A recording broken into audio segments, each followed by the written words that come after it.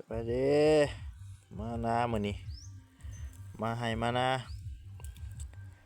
มาหาว่านแหมื้อนี้กับบรรยากาศบ้านสไตล์บ้านเฮาแหละพี่น้องเอ้ย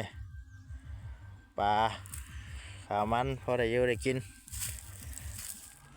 มื้อนี้ก็พาพี่พาน้องมาเลาะเบิ่งบรรยากาศบ้านเฮาหลังจากว่านแหแล้วก็สิพาเลาะเบิ่งธรรมชาติเนาะว่าแล้วก็อยู่ทงอยู่ครั้งอยู่บ้านนอกของนาก็สิประมาณนี้ชีวิตการเป็นอยู่ก็หาอยู่หากินตามธรรมชาติปลูกผักปลูกหญ้ากินไปพี่น้องเอ้ยนี่อยากหยังก็ปลูกไปบ่ว่าสิเป็นผักกาดผักบัวหัวหอมเนาะ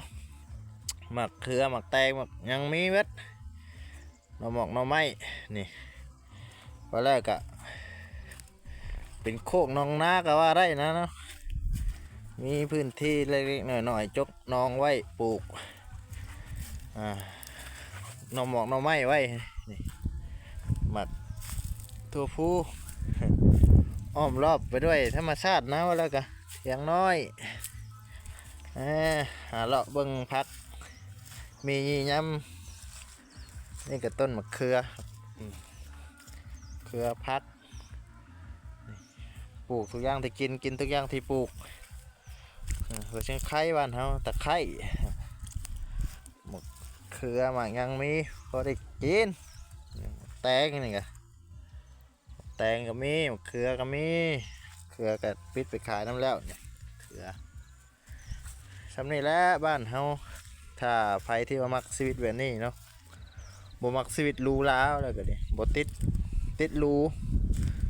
แต่ติดดินอยู่ได้บ้านเฮานี่แตงอยากบ่ได้ซื้อนะปลอดสารพิษใส่ขี้แบ้บ่ได้ใส่ปุ๋ยกับปุ๋ยคอกเนาะปุ๋ยขี้แบ้ปุ๋ยธรรมชาติคลิปนี้ก็เสียมลาพาจากเนาะปิดคลิปฝากไว้เพียงเท่านี้เนาะเดี๋ยวพบกันใหม่คลิปหน้าเนาะบ๊ายบาย